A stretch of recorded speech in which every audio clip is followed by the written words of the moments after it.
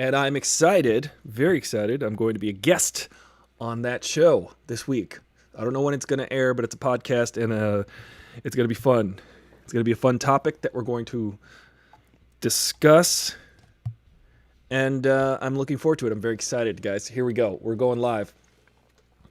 Now we're live on all the platforms and all of the things. What's up, Aristotle? Full Throttle here. Live coming at you on Instagram, coming at you on YouTube. Each and every day at noon, we talk about movies. 12 noon Pacific Standard Time. I'm Aristotle Full Throttle, your bro in the know with the fro.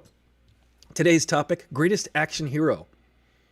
Or greatest action heroes. Hey, Mom. Welcome. I was just saying how excited I was because this week I was invited to be a guest on a podcast called Film School.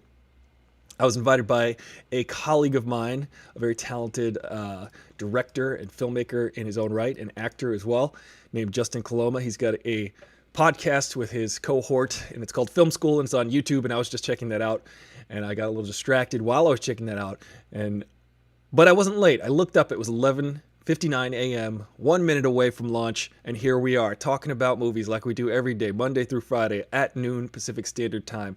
Greatest action heroes. Is it Arnold Schwarzenegger? Probably. But we're going to talk about other ones too. We'll talk about all of them. Sigourney Weaver, even.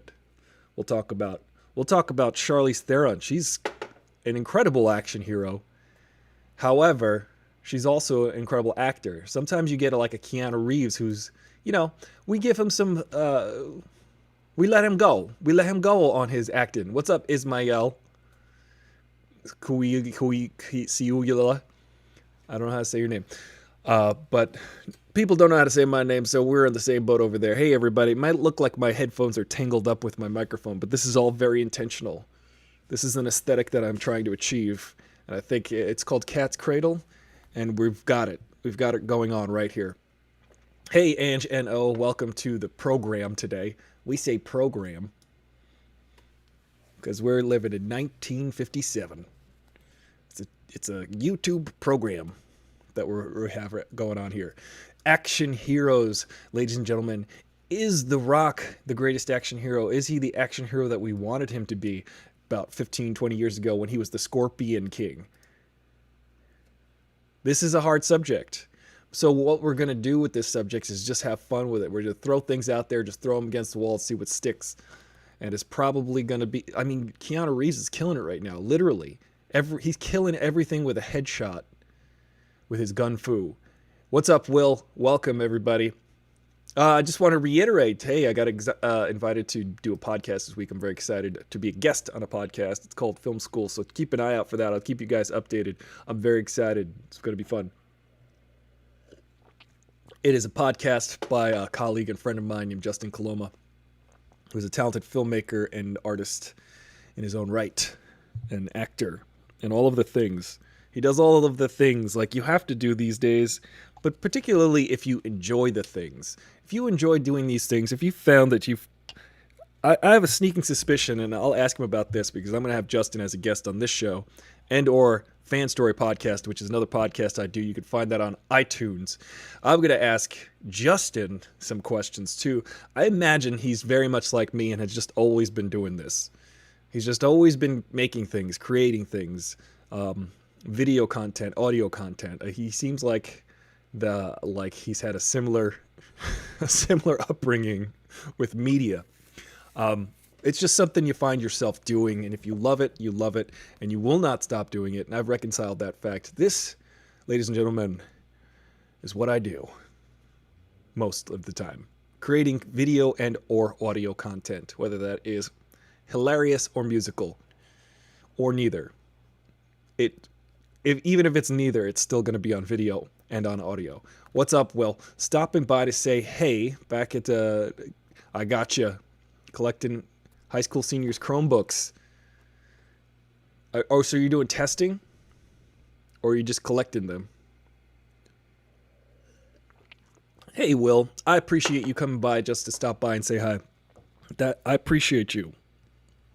The podcast does appreciate you too.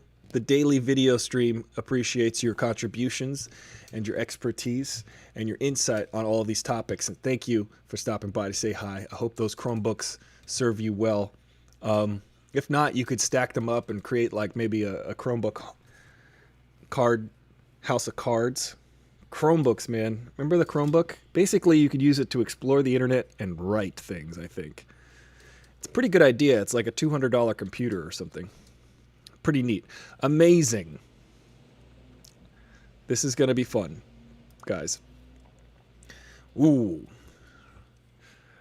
Will stopping by, sending his regards. Thank you very much. Kelly, welcome. We are talking today about action heroes. So many action heroes. Who was the original action hero? Was it Charlie Chaplin? Maybe. Charlie Chaplin could have been an action hero. Buster Keaton? Definitely. Look at all of that action Buster Keaton used to do 100 years ago. This guy was falling off of buildings for your entertainment. FYE. This guy liked it.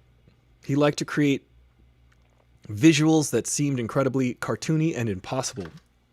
And this is basically before cartoons. Speaking of the original cartoons, I just watched Steamboat Willie for the first time since college on Disney Plus. If you don't know what Steamboat Willie is, it is the first cartoon ever by Disney to feature Mickey Mouse.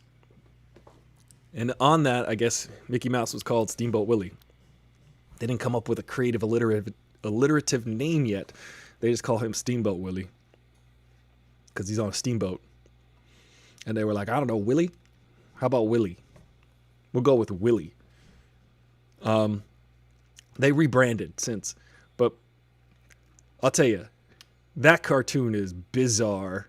So I suggest you watch it. It is funny, though, because I watched that and studied it in my animation class in college, and now it is... I don't know if it's aged well, but it is definitely a marvel of what it was like to watch a cartoon like 87 years ago, which is crazy because it's still within a reasonable human lifetime. If you're like 95 years old, you can remember going to see Steamboat Willie at the Nickelodeon movies when you were a kid, walking uphill in the snow every day, each way. Mila Jovovich, great action hero there. That's a good one, Will. Thank you for bringing up Mila Jovovich, because she was in the Resident Evil franchises that are directed by her husband, I believe, which is a great team up if you think about it. If you have a team where you're like, why don't we just keep making sequels to these movies that have a huge cult following? I guess the Resident Evil movies are the only successful video game adaptation movies, because that's a whole other show. That might be Thursday's show. Tomorrow, guys, as you know, I'm going to go on an excursion for my own health. I'm going to try to get some sunlight on my face, because my face is very pale for a man who's not very pale looking. I'm anemic. I need some sun. So I'm going to go find it. I'm going to go find this sun. But I always think that's a funny joke. It reminds me of Mitch Hedberg. He said, I was going to get my teeth whitened, but I said, screw it. And I got a tan instead.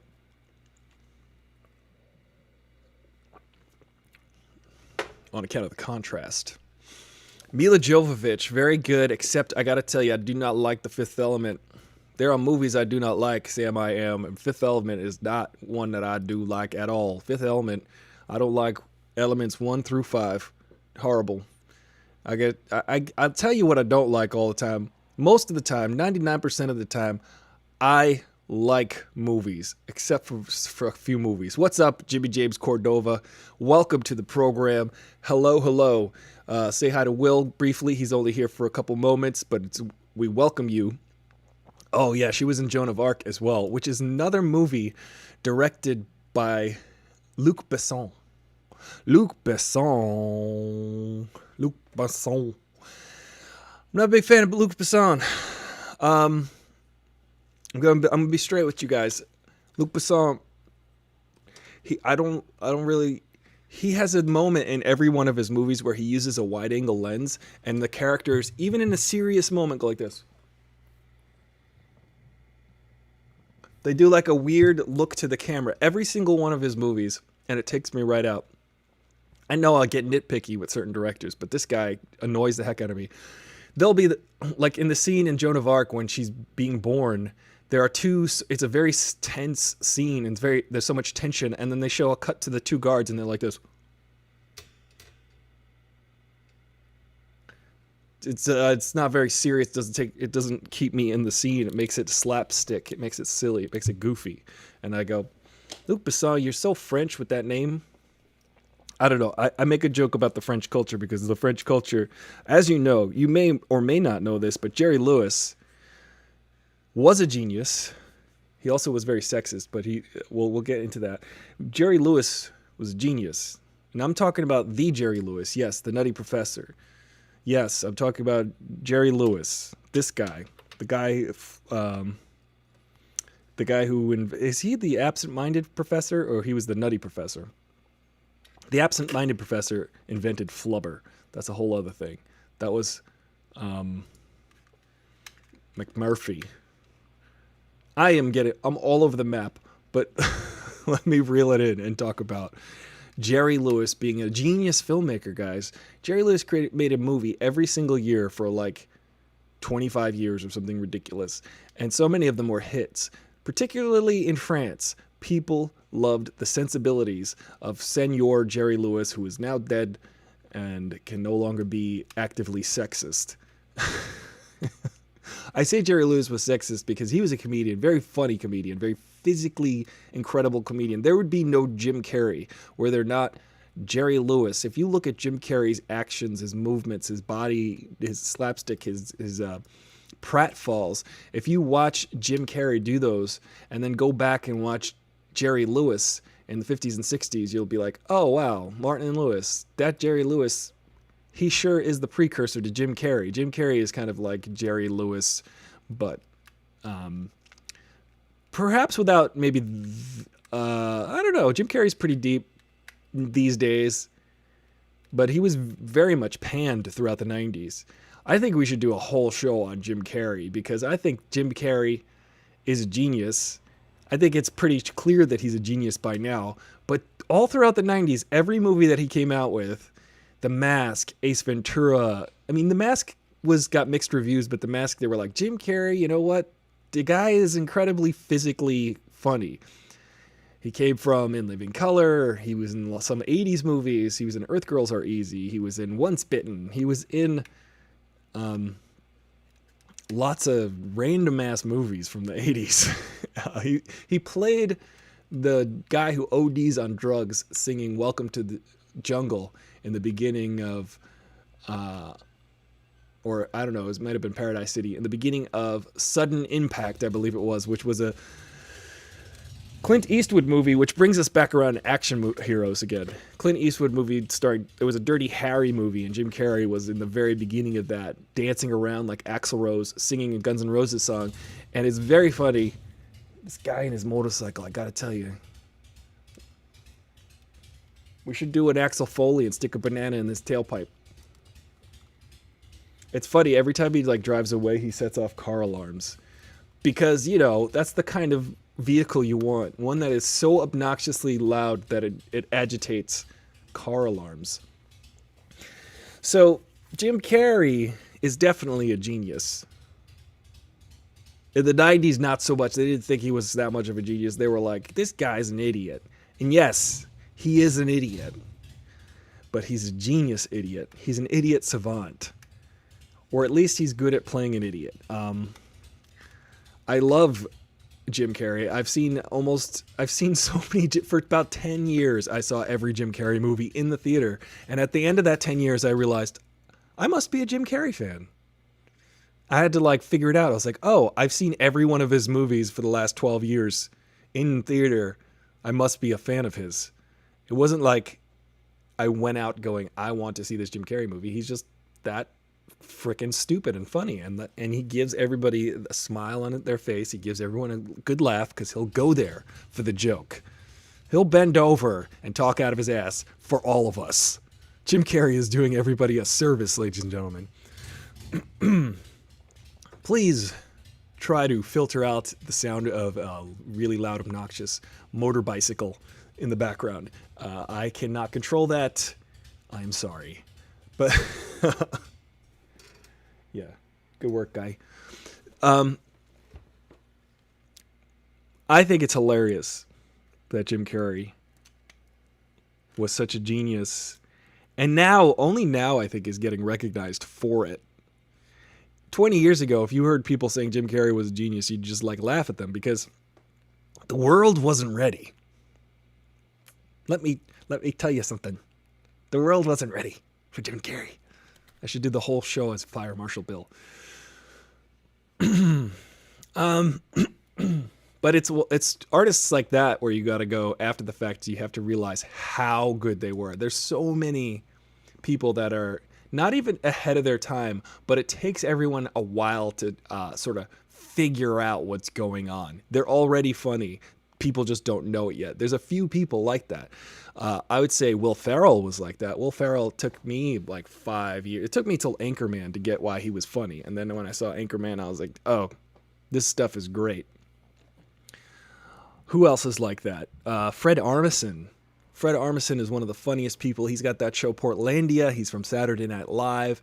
He was just, I just didn't think he was funny for like 5 seasons of SNL. I thought he was just weird. But then he was just waiting for everyone to catch up with him. He was just waiting for everyone to figure out what was funny about him. And I think it's a lot of it is us getting used to those people too. We get used to what they're doing and they kind of teach us kind of their style. What's up, guys? What's up, Dooney? Today we're talking about action heroes, and somehow we ended up talking about Jim Carrey, who's never been really an action hero, but he's very physically hilarious. And Ann Jeno's childhood crush, I'm going to say. Oh, Jim Carrey's The Riddler was not good. Ann Jeno asks me, what are my thoughts on Jim Carrey's The Riddler? I think it had, through no fault of Jim Carrey, that Riddler role was just not good. Riddler nor Two-Face in Batman Forever were good at all. Because I'll tell you why. Why I think it was not good. Because originally the Riddler was going to be Robin Williams. For years and years and years. They were like, Robin Williams is going to be the Riddler. Robin Williams, because he's kind of got the goofiness. He's got the jokes. He'll come with like lots of improv. And he'll be interesting and funny because he's Robin Williams. He'll bring something to it. He'll bring more than what we're asking or writing for him. He will bring half of what we need, and we'll just shoot the rest. Jim Carrey was not. I don't think he was suited for that role.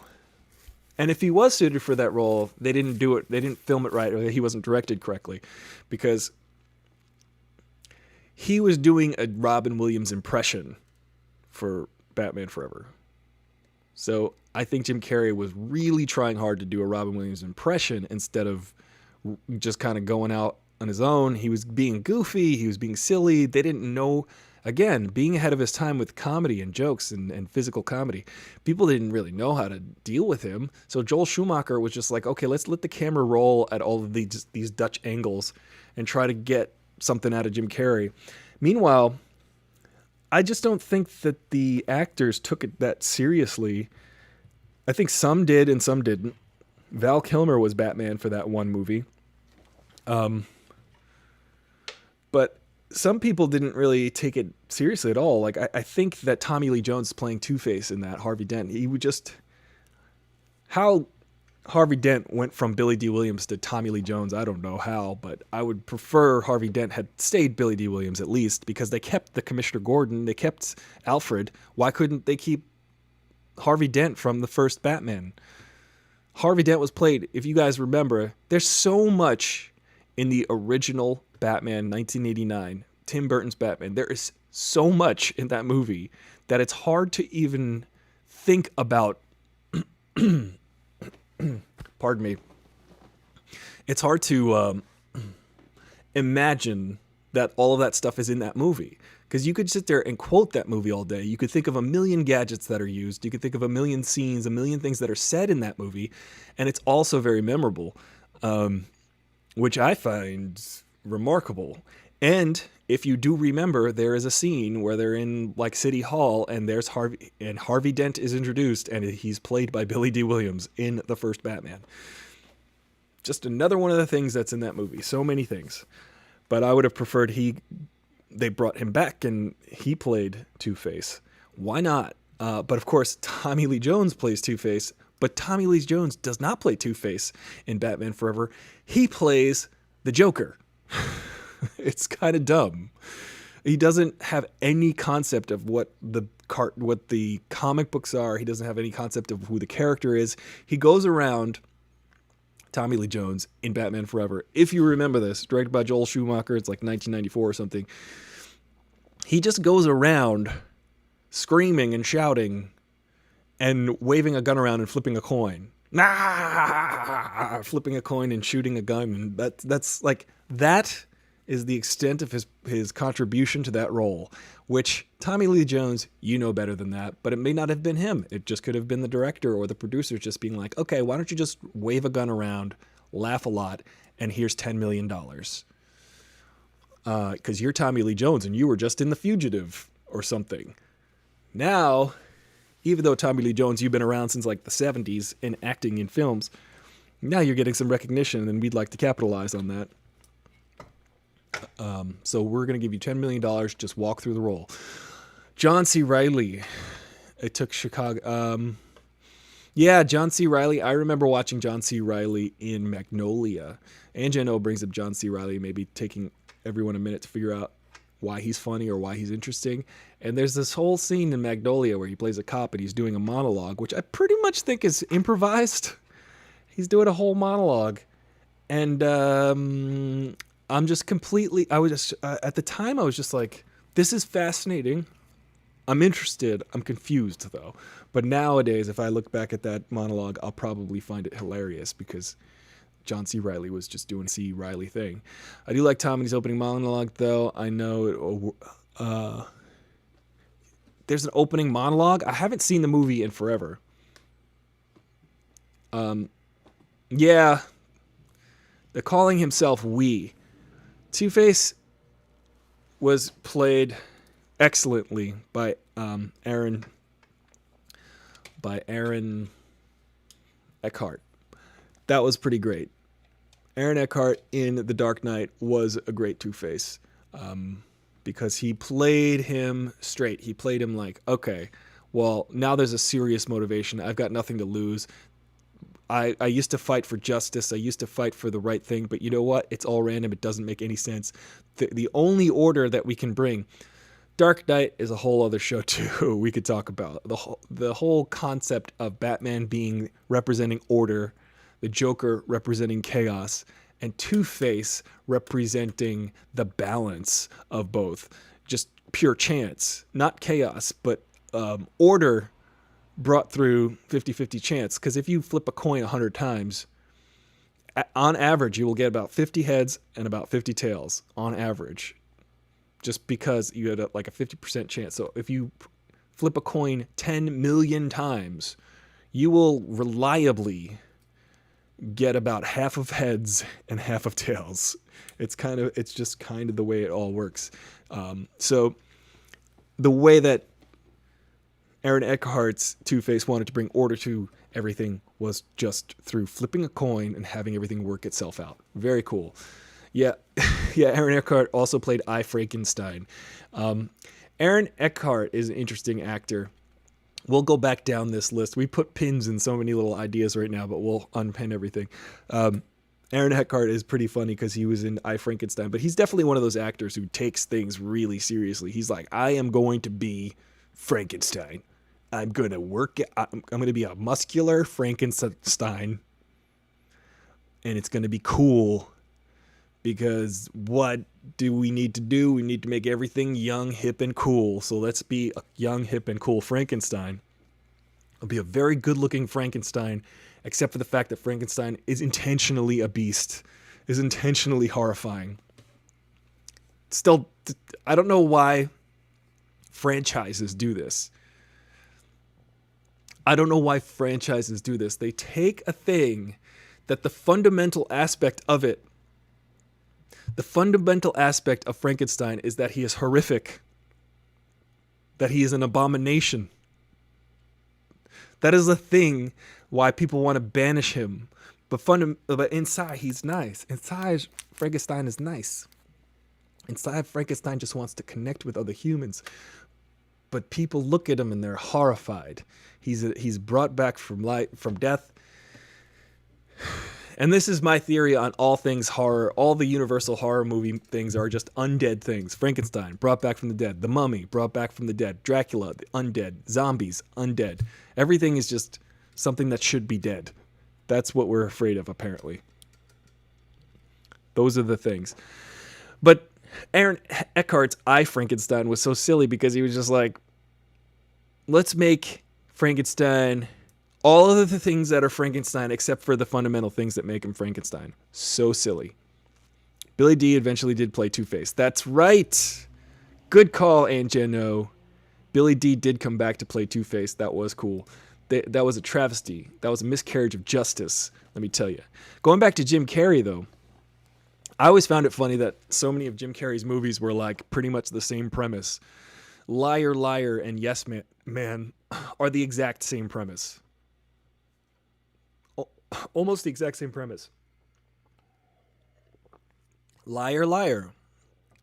Everything someone asks him, he has to tell the truth. Because he's used to lying. He's used to being a lawyer, which is hilarious. That movie is freaking hilarious. I love that movie. Liar, Liar is so good. Liar, Liar, I think, is peak Jim Carrey. That is right at the peak. You know, because that's right around the time it's like Man on the Moon, and then a few years later he did, about 5 years later, 4 or 5 years later, he did Eternal Sunshine of the Spotless Mind, which I think was kind of, then after that it sort of leveled off, and he's just been kind of doing random things ever since. But Liar, Liar, and Yes Man, pretty much the same movie. It's just like, so you're going to ask me a question, and then I got to tell you the truth. So you're going to ask me something to do something, and then I got to do it. It's just a really, really funny premise that he's good at. Just make Jim Carrey do the thing that you want. Even the movie where Jim Carrey's with the penguins, I liked that movie. Shoot me, sue me. I'm not going to quote Michael Jackson, but yeah, that movie I loved. The Penguin movie is freaking fantastic. It's not fantastic. It's good. It's a good movie. Jim Carrey made a lot of good movies. Sorry, critics that might have panned him throughout the ages. You guys didn't get what he was connecting to. He was just connecting to the audience. He just wants to make us laugh. That's his whole goal in life. What is wrong with that?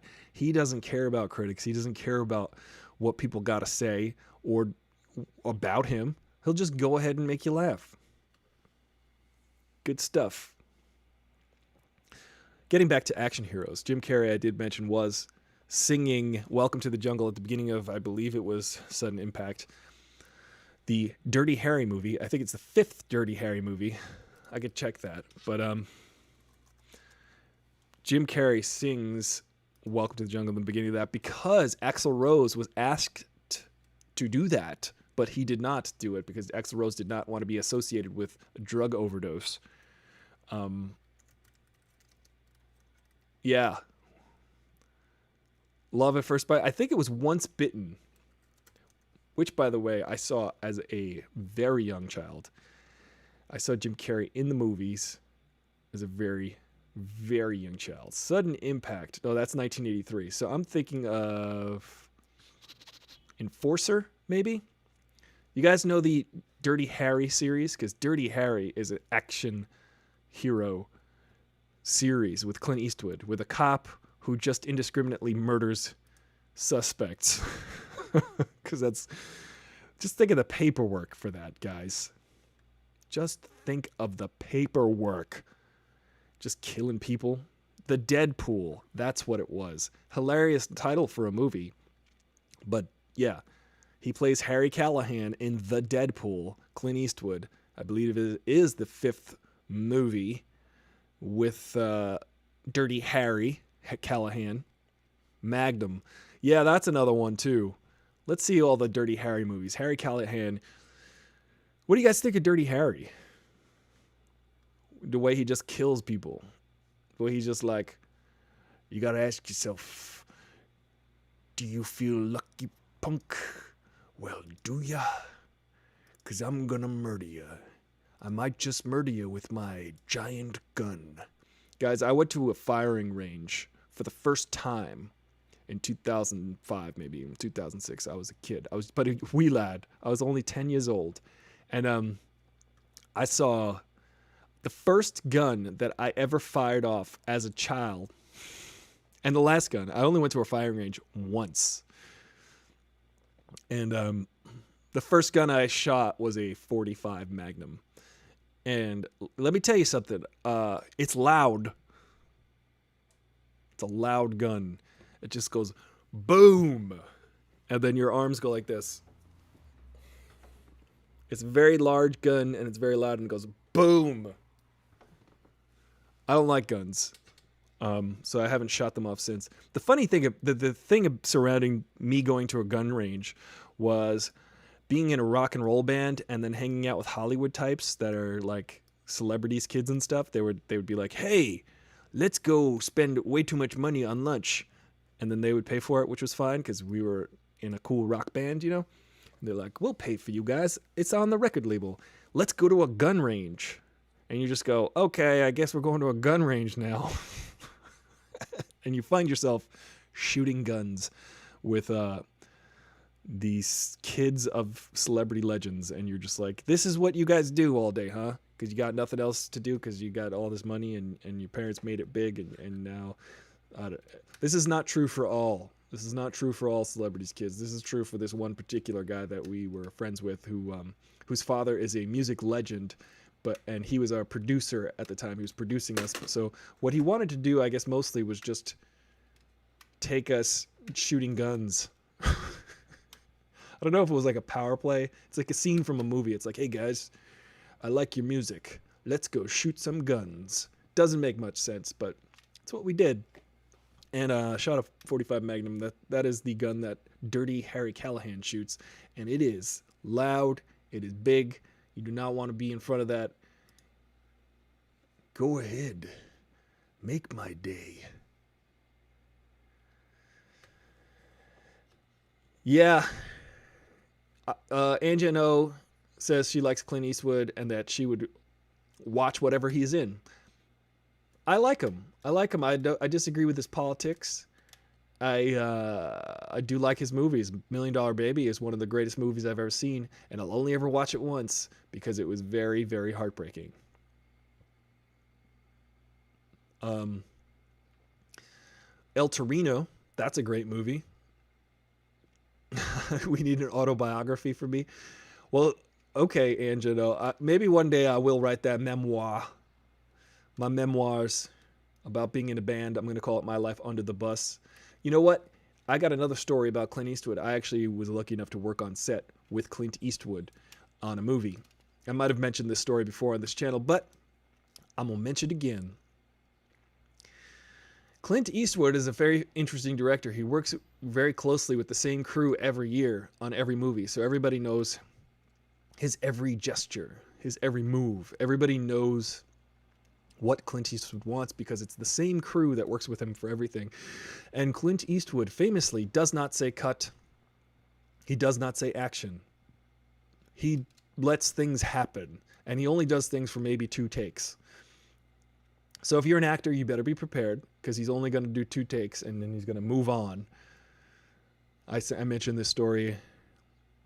For instance, when he was in the movie Unforgiven, which he directed and won Best Picture for, and director in 1992, I think. When he was in the movie Unforgiven, they were filming him, and he was out of focus, and he had a whole monologue, and they only did like 1 or 2 takes, and they said, uh-oh, we got to do another one. You were out of focus. And since Clint Eastwood was the director, he said, could you tell it was me? And they said, yeah, and he said, moving on. So he doesn't really care too much about technical stuff like focus and whatnot. He just wants to straight up take 2 takes and then be ready for golf by 4. So and I'm working with him on the movie Jersey Boys. it was really cool to be in his presence because he's just kind of like a commanding dude. Everybody around him is just, he's got a little bubble of people who are, he's very elaborate set. There's crane shots. There's really long takes of interesting shots that he's coming up with. He's a brilliant director. Bad politics, though. I don't like his politics in real life. But while working on the set with him, it was interesting. He had a iPad where he could like see all of the shots. He was kind of just walking around, and he wouldn't say action. He wouldn't say cut. He just kind of looked at the actors, and they were confused at one point, and he just went, "Go." So he doesn't say action, and he'll just go like this, and that means cut, and then someone else yells cut. But interesting guy, powerful in Hollywood, still has his same office at Warner Brothers that he goes to pretty much every day. It's funny because if you watch the David Letterman interview with Ellen on Netflix, they're just walking around the lot at Warner Brothers where I've worked. I've worked there several times on the Ellen show too. And Ellen just says, "Hey, you want to go say hi to Clint Eastwood?" And David Letterman said, "Yes, let's do that." And then they actually go knock on his door, and there's Clint Eastwood, and they say hi. Pretty interesting. Don't tell him or Steven Spielberg how to work. Yeah, I don't have any problems with the way Clint Eastwood works because apparently his movies do turn out pretty good. American Sniper, did you guys see that? Interesting movie there. But we're talking about action heroes today. Clint Eastwood being iconic action hero. All of the spaghetti westerns, all of the Dirty Harry movies. That guy made an entire career shooting things literally and figuratively, with a camera and a gun. That guy's got 2 things he shoots well with. Maybe 3, because he's got like 7 kids from 5 different women. But I'll tell you, Clint Eastwood, still alive, that guy. Good on him. Probably going to make more movies. He makes a movie just about every year. Steven Spielberg, some of his action movies. I mean, E.T. has incredible action. All of the Indiana Jones movies are action movies, period. Those are Steven Spielberg's action movies. Those are the action movies that he makes. I mean, you can consider his other movies action movies, but they're more high concept. But Indiana Jones are specifically stunt. Yeah, Popcorn Passport brings up Wesley Snipes. Always bet on black. You know, I brought this up, and I meant it rhetorically. I'm like, why is Wesley Snipes not one of the biggest action stars right now? And it's probably because of his crazy politics and his tax evasion and the fact that he really thought he was Blade. But let me tell you something. If you think you're Blade, you might as well be Blade. If you are Blade, dressing up like Blade, walking around like Blade, showing up on talk shows, this very famous era of Wesley Snipes showing up on talk shows as Blade, promoting the movie Blade. I love it. I think that's a level of commitment that's hilarious and notable. If you're willing to go that far to convince everybody how crazy you are,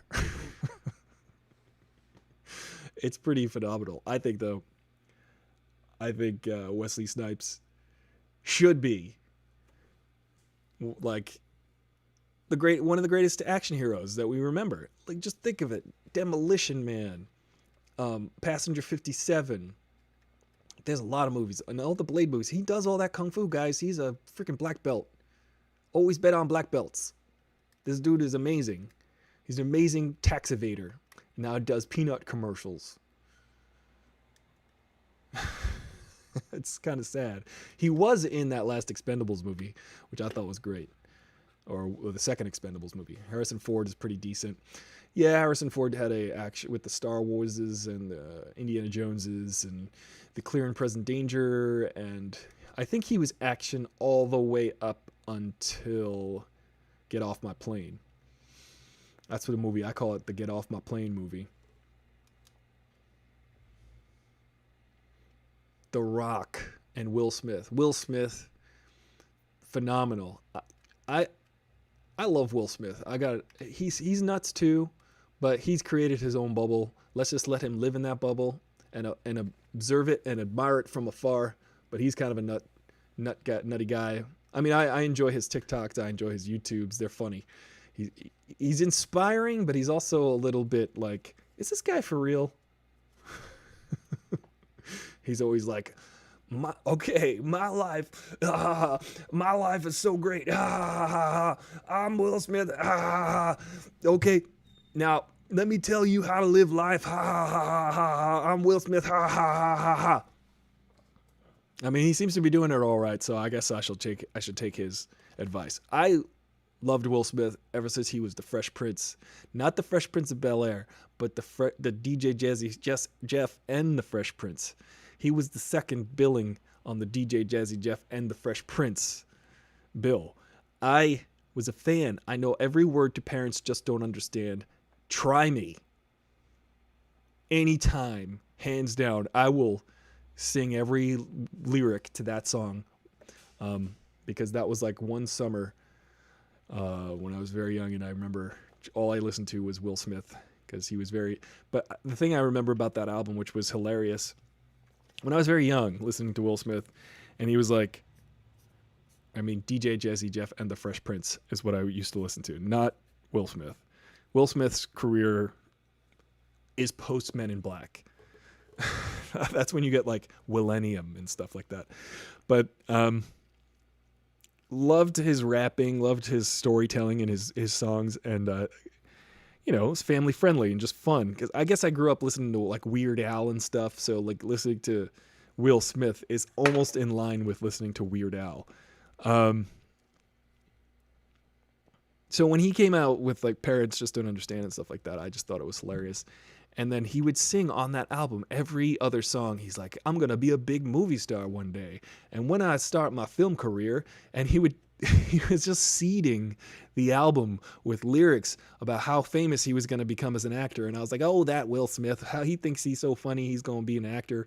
Then next thing you know, he's in Fresh Prince. Then next thing you know, he's in Independence Day. Next thing you know, he's the biggest action star in the world. And I'm like, wow, I really should listen to more of Will Smith. Of what his advice. He's like, all right. I can't do it. I'm going to work on my Will Smith impression, but you get the idea. He's always like, I love the announcement that they were going to make another Bad Boys movie, because a little bit worried about Martin Lawrence, friends. Bad Boys, great action movies, 1 and 2, the only Michael Bay movies that I can handle. It's probably up until Bad Boys 2. And then after that, it's just... But even Bad Boys, it's just kind of like his idea of these guys. It's Michael Bay's idea of these guys. But they really shine through, Martin Lawrence and Will Smith, because those guys are...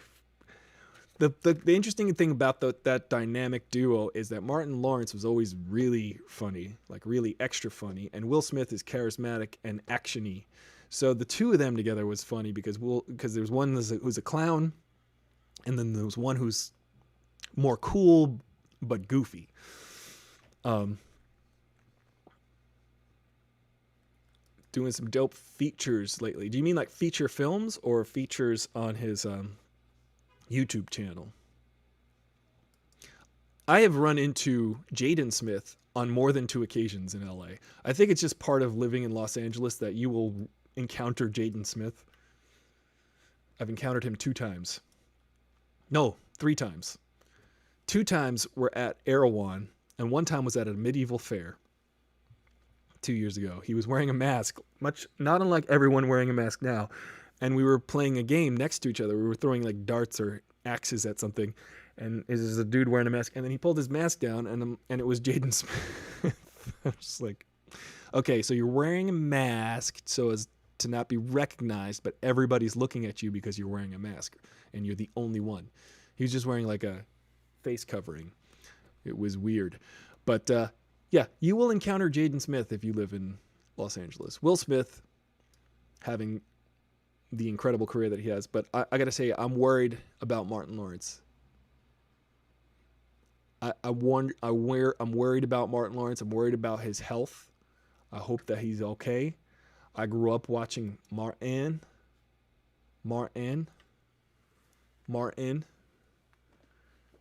He's so crazy. I mean, literally, he might be crazy, actually. But, Shanae. and all that. I always thought that stuff was funny. I thought that Martin Lawrence was a clown and hilarious. And if you watch those old clips of like Def Comedy Jam and Martin Lawrence, it's just good stuff. Just classic stuff. But right nowadays, I think he's like heavily medicated. Here's another thing, Anjo, for the memoir. I actually worked on a pilot for Martin Lawrence as a background actor. I played a convict, and Martin Lawrence played a cop. And it was a TV show that never got off the ground, which is sad. But I was the funny story. So, I will mention. I realize that these are all in my head, but I'm just going to put them out on the show because what better time than a show like this than to mention these interesting encounters that I've had in Los Angeles. This one was at the studio at Warner Brothers. I was filming. I was just doing background, and this is like 6-7 years ago. And Martin Lawrence was filming a pilot episode where he plays a police officer. And he just graduates the police academy, but he's in his 40s, so he's older than all of the other new cadets. And it's really, he was hilarious, guys. I got to tell you, there was a whole room full of actors who were playing cops and actors who were playing criminals, and we're all like, and I'm like playing a criminal, and I'm in handcuffs, and we're just all in this big room. And every time Martin Lawrence would walk into the room, he would improvise and just look at everybody. And he kind of like, he'd just walk in and he'd just point at an extra or point at me and be like, oh, looks like you're going to go do some time. And then he'd just kind of go down the line and just make fun of everybody in the room. And it was like the most hilarious thing, because the take is supposed to be about 2 minutes long, but he would make it 7 minutes long because he would just, and, you know, you could see how they could cut like little parts of that and make it funny, but he would just walk around the room and lambast everybody in the room in the funniest way. Very, very funny guy. And during the lunch break, here's the interesting thing about that. That episode was being directed by Fred Savage, none other than Fred Savage from the Wonder Years. That pilot episode, Fred Savage directing us. When I went to lunch, I had to walk between 3 people. I had to say, hey guys, excuse me, just trying to get through. The 3 people that I had to say that to, now wrap your head around this. I need to go to lunch. I'm going to go out the door, and it's just me and 3 people between me and the door. I'm like, hey guys, what's up? Sorry, I just got to get through. They're like, okay, cool. Yeah, hey. These 3 people, Martin Lawrence, Fred Savage, and George Clooney. I could not figure that out. I was just like, this is life now, I guess. They were all just having a chat. Apparently George Clooney this was at CBS. This was not at Warner Brothers. But George Clooney was just visiting the lot. And he's like, yeah, I was just visiting the lot. I heard you guys were taping. I wanted to come down and say hi. Because George Clooney is that kind of guy. He's just like, hey, Martin Lawrence is doing a show with Fred Savage. Let me go say hi to these guys, these powerhouses. So cool. One of the coolest things, another time I ran into a celebrity over at CBS was when I said hi to Khloe Kardashian. But that was just one of the times. That exchange went like this. Oh, hey, Khloe. And then she said, hi, how are you? I'm not lying. No lies detected. Yeah.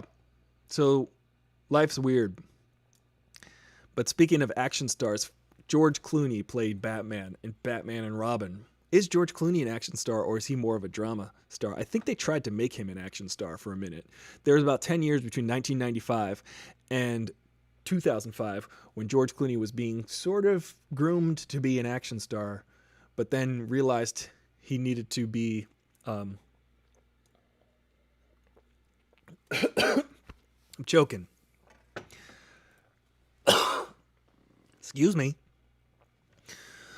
George Clooney needed to be a director of films because his movies are pretty excellent, the ones that he directs. If you guys have seen Memoirs of a Dangerous Mind, or Dangerous, I think it's called Confessions of a Dangerous Mind. That's a good one. Oh, yeah, I could have been famous. Jackie Chan. We can't talk about action heroes without mentioning Jackie Chan, because that guy puts his life on the line. Thank you for, do not follow me. Thank you, Dooney, for bringing up Jackie Chan. Oh, Popcorn Passport mentions Liam Neeson. Remember Liam Neeson was kind of like an awkward, gigantic Irishman? he's got a particular set of skills that he encountered not until his 50s, when they decided to use him more of an action star. He was in you know what? I'm just going to tell you all of the connections I know about. Why not? This is the Aristotle Full Throttle Show. He's in Darkman. Darkman is kind of an action movie, but it's more of a drama, I think. It's got action and crime and gore and stuff in there, but it's very dramatic. But I actually know and am very friendly with, because I've worked with this director about 15 times. This director named Bradford May. He's an incredible director. He's an incredible person. He is the most charismatic human being and the most caring, kind, supportive type of personality that you want around when you're working on a set for 12 and a half hours. This guy just brings the energy. He brings you a smile to everyone's face, and he knows everyone's name. He'll know everyone's name. He will talk to the person on camera the exact same way, with the exact same cordialness and kindness that he'll talk to someone on catering, or someone on the Third Electric, or the Grip, who's just on the truck, who just shows up to move things around and goes back on the truck.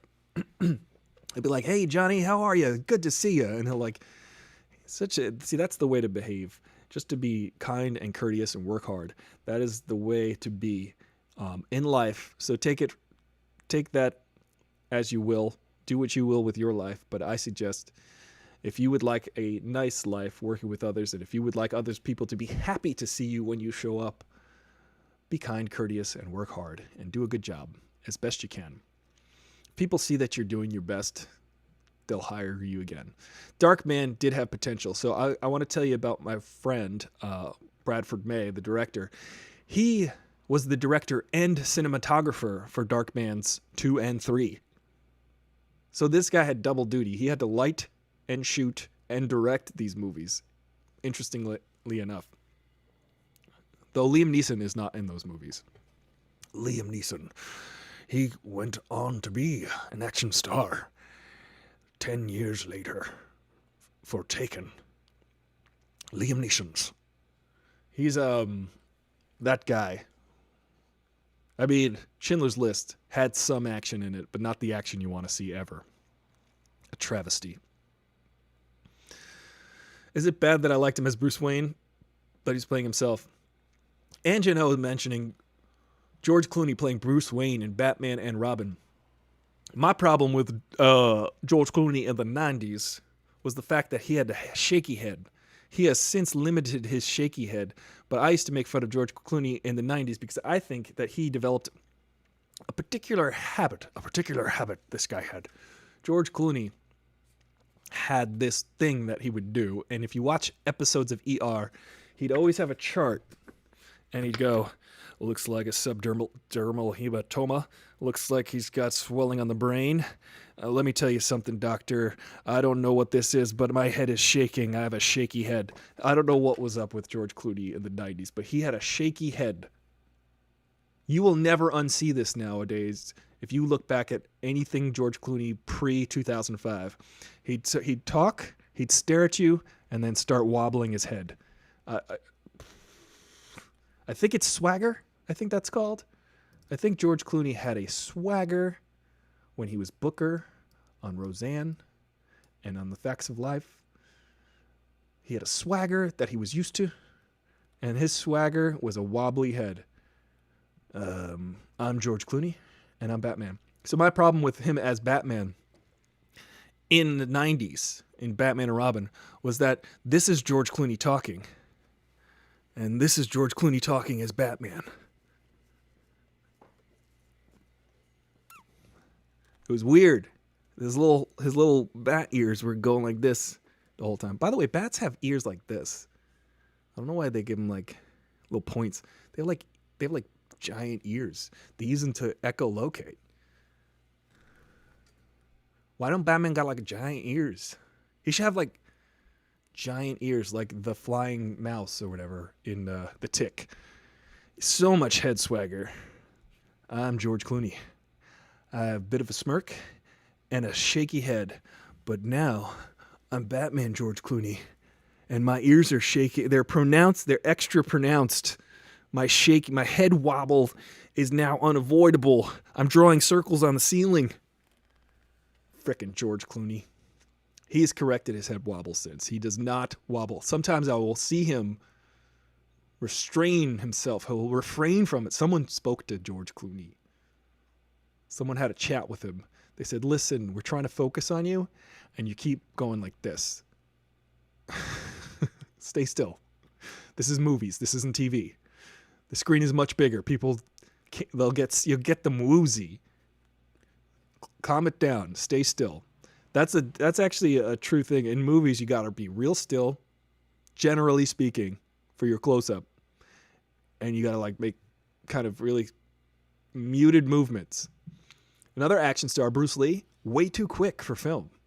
He would do kicks and punches that were too quick to catch on film. So every movie that you see Bruce Lee in, every fight scene that Bruce Lee is in, he has to slow it down. They had to slow it down. His fists moved faster than the frames could catch. So if he went and did his little punches I call them, I diminutively refer to Bruce Lee Ito. He would like do a punch and they'd be like, okay, go ahead and punch. He's like, I just punched 10 times. You guys didn't film that? They're like, dude, we can't even see it. You got to slow down. We got to speed up these cameras. You got to slow down, bro Lee. Interesting. We could talk about best Batmans versus Bruce Waynes, according to Angelo. What's up, Notorious DIT? We've got a couple minutes left here, but we were just talking about action heroes, action stars, like George Clooney, the greatest action star ever, as Batman and Robin. No, we were just talking about his head wobble and how his bat ears made his head wobble more pronounced. Guys, just want to mention again that I do appreciate you guys watching this show every day at noon. If you would like to subscribe to my channel, you can go to AristotleFullThrottle.com. You can like these videos. And also, when you subscribe to my channel and comment on videos, it qualifies you to win a PlayStation 5. Because by the time I get to 10,000 subscribers, the PlayStation 5 will be out. Also, guys, if you want to support this channel, it really helps me out. Keeps the lights on. It keeps my microwavable burritos filling up my freezer. If you support this channel on Patreon, patreon.com/AristotleFullThrottle, $1, $2 a month, $10, $20 a month, $100,000 a month. That would be nice. If any of you are independently wealthy and can part with that kind of money, that would support this channel. And I'll tell you, I'll do something good with it. I'll create a charitable donation in your name, and also we'll continue doing the show indefinitely, because probably going to do the show anyway. If there were no internet, if there were no anything, I would probably be standing on the street corner going, hey guys, remember in 1994 when that movie came out? That was hilarious. I would just be shouting at people at the street about movies. So you can either throw a dime in my hat or $1 in my Patreon. I would appreciate that.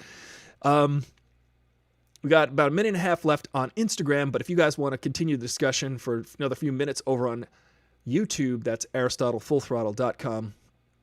Let's see. Arnold Schwarzenegger is the best action hero of all time. You know, Dooney, it's funny that whenever you show up, it's great because at the very beginning of this chat, and we got 1 minute left, I agree with you, Jimmy. I agree with you. Do not follow me. I'm serious. At the very beginning of this chat, I said, who is the greatest action hero of all time? It's Arnold Schwarzenegger, but we can talk about other ones. We can mention other ones. Sigourney Weaver.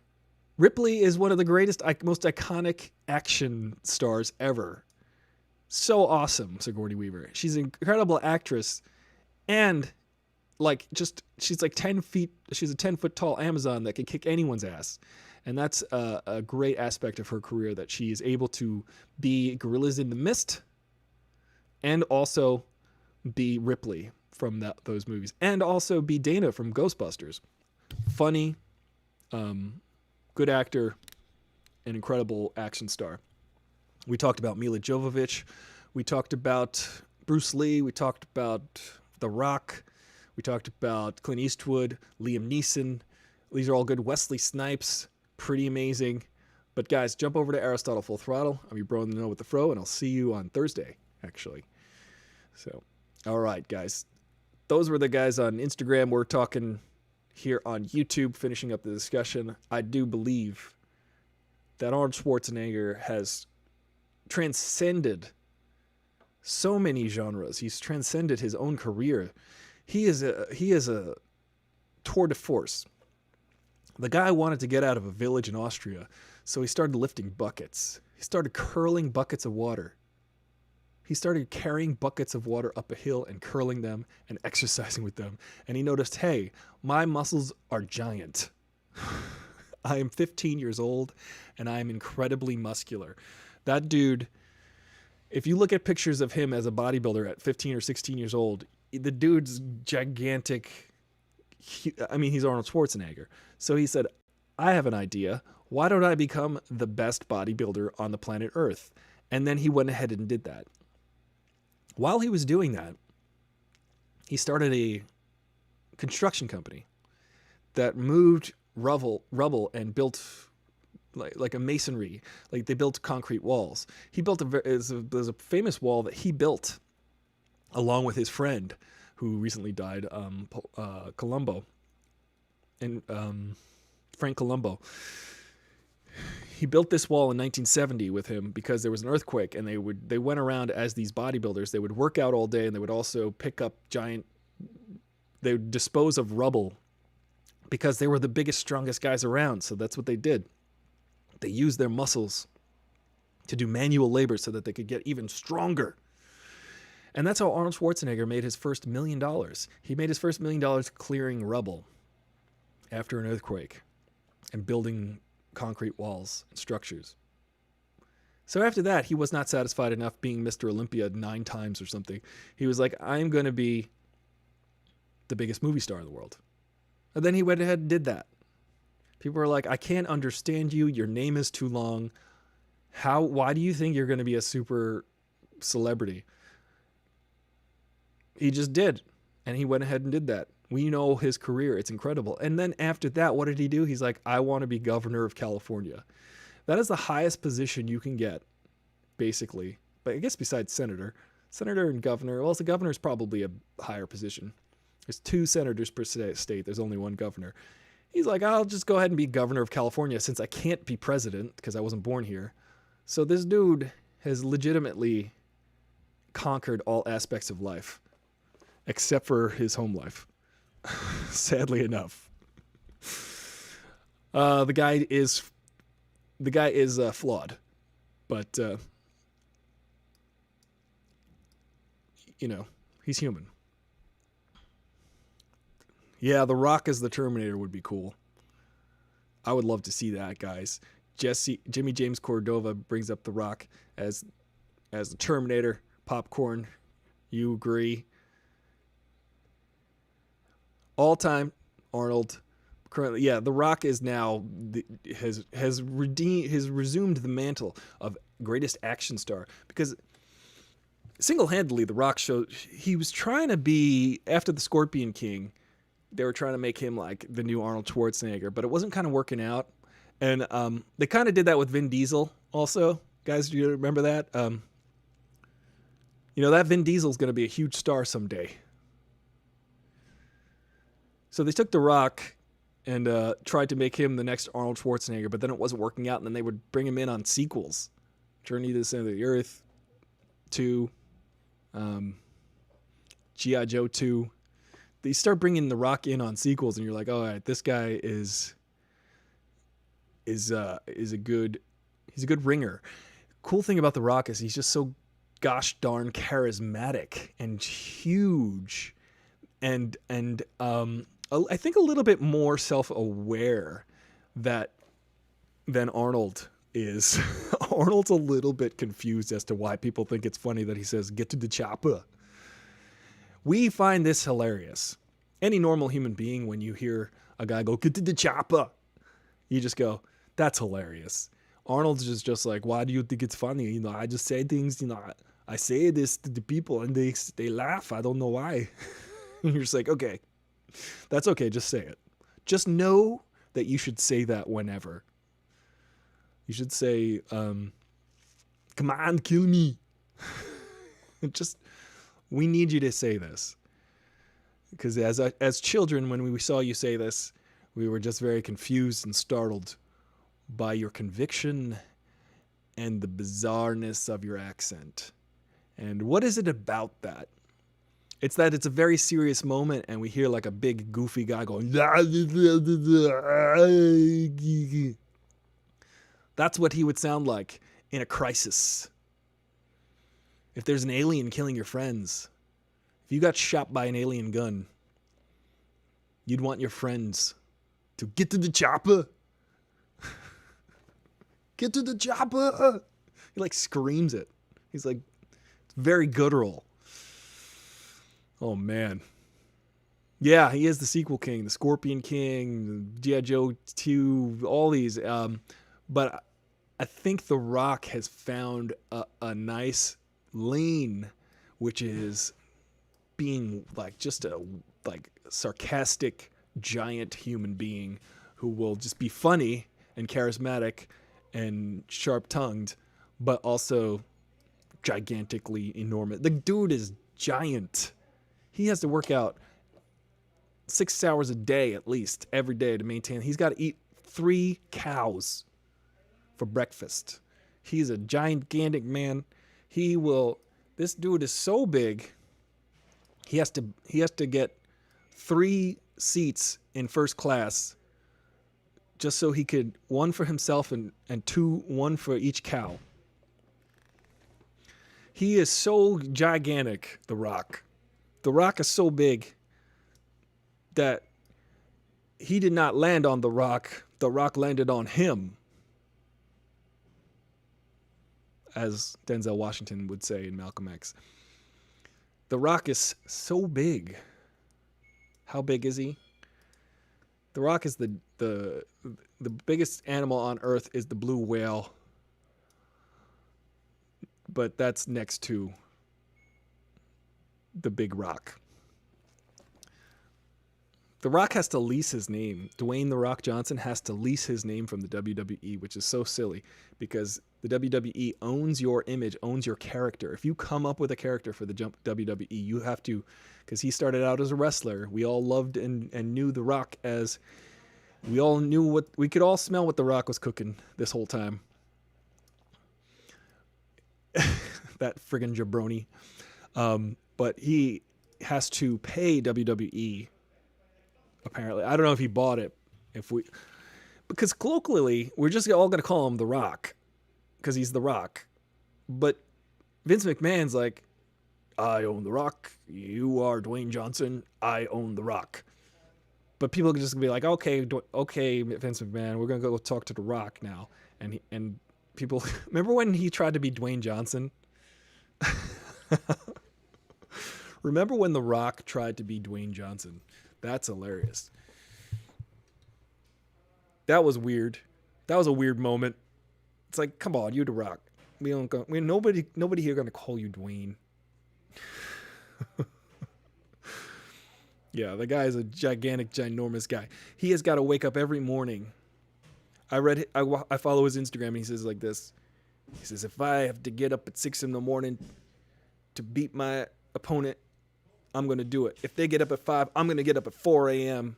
because I want to have the edge on them. And if they get up at 3, well, screw that. I'm not getting up at 2 a.m. No, that's stupid. I would never do that. That's for idiots. That's for jabronis." He's a funny guy. Oh, Anjan, maybe he bought the name. Maybe he bought it back from them. Because I know that China, God rest her soul, China was called China Doll because she could not make the deal with Vince McMahon, maybe could not afford the name China, so she changed her name to China Doll, which was like, come on. Everybody gonna still call her China. God rest her soul. Much love have to go play with a wire stripper. Ha ha ha ha. Nice one. Well, Jimmy James Cordova, enjoy stripping wires today. Hopefully you don't get too electrocuted. Tyson, The Rock's belly button is actually a power outlet. The Rock is so big that you can plug your mobile home into his navel and power it when he flexes his biceps. The Rock, he has so much muscle that if you were to weigh all of his muscles, it would weigh a lot. It would weigh so much that it would break the scale that you were weighing. The only scale that you could use on The Rock is the one that they weigh elephants on. When you're on the highway and it says weigh station for 18-wheelers, pull over, that's the only place The Rock could check his weight. Because he's gigantic. He's 6'6", 14 tons. He goes like this. He flexes his bicep and he puts a hole in your roof. I even liked him as Maui. That's one of my favorite movies ever. Moana. The Rock is so tough, he lost his virginity before his father, says Tyson Birdman. This is true. The Rock got punched by Chuck Norris. And it basically canceled out the universe. The universe turned off for a day. Everything imploded. That's like when an unstoppable force meets an immovable object. The Rock dribbles with a medicine ball. The Rock is so strong that he can lift heavy things. I'm slow today. I'm very slow. I had a cup of coffee 2 hours ago, and now I need a cup of nap. But The Rock does not sleep. He blinks, and that's all he needs. He blinks once. The Rock is so tough. That's it. He's asleep. He's awake. He blinks. The Rock does not sleep. He blinks once a day. The Rock can do a wheelie on a unicycle. Yes. The Rock is incredibly skilled. The Rock, they said, hey, The Rock, there's something in your teeth. And he said, over here. They said, no, the other side of your mouth. And an entire pig fell out of his mouth. An entire pork roast. That's how big he is. I'm trying to illustrate how large this man is. The Rock is so big that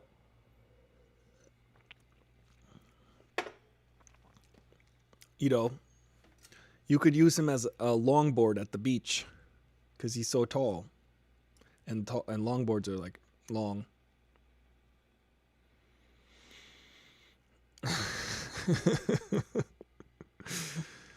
Yes, The Rock swims through a concert. The Rock, he's so tough that the coronavirus catches him. That's pretty much that's actually, I saw there was a Chuck Norris joke about that. Chuck Norris, I don't know how we went this whole hour without talking about Missing in Action. Those movies, Delta Force.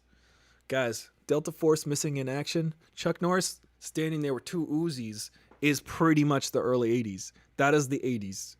Chuck Norris standing in a denim shirt, a denim cutoff jacket, holding two Uzis.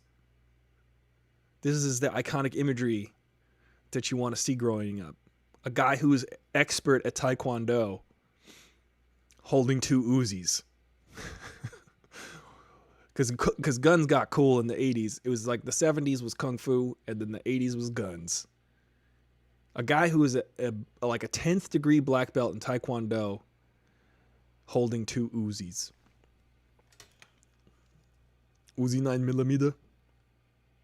Hey, you can't do that. Wrong. The Rock doesn't do push-ups. He just yeah.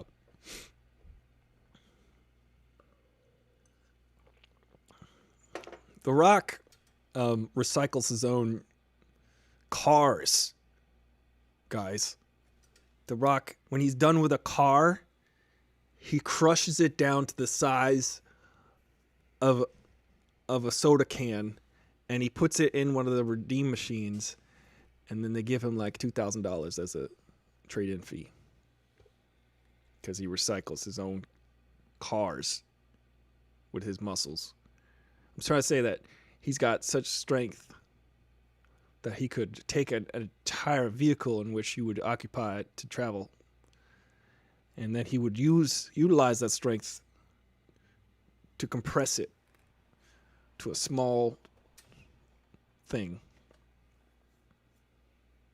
Jet Li, Bruce Lee, yeah, all the Lees, really. Brandon Lee was going to be a big superstar, but he was taken from us. Jet Li is pretty cool. Hero, The One. Guys, remember that one? You remember The One? That was pretty good. Delta Force. Yeah, Earth Downs. I got to do some Earth Downs. Well, guys, so much fun today. I appreciate us talking about The Rock. Actually, The Rock is a form of public transportation. He is so big that he could just move people around with his strength. He's a very strong guy. And this has been great. Jean-Claude Van Damme, we can't go without mentioning Jean-Claude Van Damme or Sylvester Stallone. Action heroes. We got to get them all in there. Tom Cruise, he's an action hero, turns out. Since Top Gun, he's been an action hero, that guy. He's trying to be a serious actor for a while, but he's just good enough to carry a movie, but the movie really carries. I don't go to see a Tom Cruise movie going, oh wow, Tom Cruise. I can't wait to see Tom. No, I go to see a movie because I'm like, oh, aliens. Ooh, time travel. Ooh, jets. Ooh, Missions Impossibles. I like all of those things. Tom Cruise happens to be there. That's fine. I don't mind. Tom Cruise is so weird in real life that we just like kind of put it out of our mind that he's a complete nut, and then we'll watch. I do anyway. I'll just go ahead and watch his movies. Yeah, Tom Cruise is definitely on this list. Tom Cruise is an action star. The dude does those stunts. We didn't ask him to, but he'll do them. Hey, Tom Cruise, so this is a movie, and we can pretend like you're strapped to the side of a jet while it's taking off, and Tom Cruise is like, no, I want to do it. They're like, but this is a movie. You don't really have to do that. Nobody ever has to risk their life. It's a movie. Nobody ever has to get hurt. If anyone ever gets hurt on a movie set, it should be a freak accident. It should never be a part of what they were doing. Because whenever someone gets injured on a movie or breaks something or dies, it should never happen, guys. It's make-em-ups. It's trick photography. None of what you're seeing on the screen should ever be attempted if it's particularly a life-defying, a death-defying, or in some cases life-defying, death-defying stunt. Never should it be actually I don't know if we should even bother with female or male, because I think Sigourney Weaver and Charlize Theron and Mila Jovovich and there's so many women that happen to also be action stars that I think it's like it's all up there. I mean, Uma Thurman. Guys, Uma Thurman in the Kill Bill movies is like the most badass action hero probably of the decade, besides maybe Neo. But those movies weren't as good. So you've got Keanu Reeves. We mentioned him earlier with the Gun Fu and the John Wick movies, and of course the Matrix movies. And then you keep going back, and yeah, there's so many on this list. Michelle Yeoh, ladies and gentlemen, Michelle Yeoh freaking like broke her back. She had like a serious injury. I think she might have pulled a muscle, broke her back. It was like a serious freaking injury when she was doing Crouching Tiger, Hidden Dragon. And she does that whole fight scene, again, through trick photography, because she knew all the choreography, but they had to shoot around the fact that she literally couldn't walk. Isn't that insane? But she's an incredible action star. Michelle Yeoh would do crazy stuff, guys. She would ride motorcycles on tops of trains, and you're just like, you don't have to do that, but this is a Jackie Chan movie, so I guess you're gonna? She never rode a motorcycle before in her life, let alone on top of a moving train. But yeah, she'll do it. She's a super action star. Zoe Saldana is pretty great. She does some people like really injure themselves doing these things. Even Halle Berry broke her. Listen, I'm going to bring up the greatest movie, Catwoman. She broke her arm on Catwoman. That movie, not only is it a terrible movie and not worth anyone's time, she broke her arm. She broke her wrist filming that movie. And it's like, what else could go wrong? What else do you need, Halle Berry? But oh, that's interesting. Yeah. Zoe Saldana, Dominicana. Well, guys, this has been a lively discussion. I really enjoy it every day. Tomorrow, I might do this from the car as I am on my way to an excursion to the beach. Solo outing, going to wear a mask. I'm not sure I can even sit on the beach. I might have to keep it moving, but I need to get some sun. I need to go out. Tomorrow's supposed to be a nice hot day, so I'm looking forward to that. Maybe I'll dip my toes in. Guys, stay safe. Wash your hands. Be kind to one another. And people like Jimmy James Cordova, he's at work. Work hard. Will is at work. And, oh, yeah, Gina Carano. We're going to have some really, like, some great action stars coming out. Gina Carano, obviously in The Mandalorian, she's so good. She is great. She's a real fighter. So when you're watching those fight scenes, I love that they show her actually doing all those fighting scenes, because when you got a fighter like that, a world-class athlete, you're going to sit there and you're going to exploit their talents, which is kicking the crap out of Mandalorians. I liked that. Later, guys. I appreciate you. Thank you so much for joining me. I'm Aristotle Full Throttle, your bro in the know with the fro, and I will see you on Instagram